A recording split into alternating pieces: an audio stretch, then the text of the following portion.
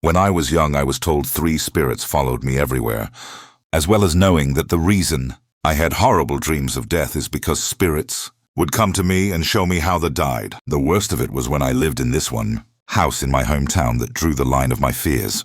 I lived in this house for about 3 years. I lived on the first floor while my 2 sisters lived on the second, and my mom was in the basement, for context.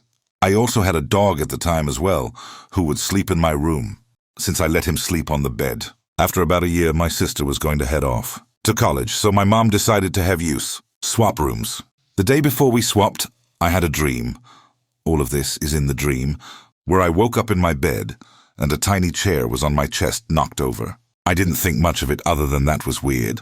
I threw it off and called my dog to the bed and went back to sleep. I woke up again in the dream, and the chair was back on my chest.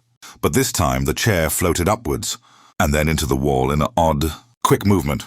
This scared me awake. When I went to move to my sister room, I asked my sisters to salt the door and window, which they did. Nothing really happened. But I was still anxious and got horrible vibes from the room. A week before we moved out of the house, I had a dream that a short man hopped on my bed and started choking me. However, other than just waking up, I was stuck there being choked. It wasn't just in the dream, though. I felt being choked in real life as well and couldn't breathe. After about 5 minutes of me not breathing and just telling myself, if I can just open my eyes, I can get out of this. I managed to open my eyes and it stopped. I slept in my other sister's room the whole week before we moved. I still get horrible dreams of death and dying, but since then, I haven't been anxious all the time like I used to. However, I started getting sleep anxiety.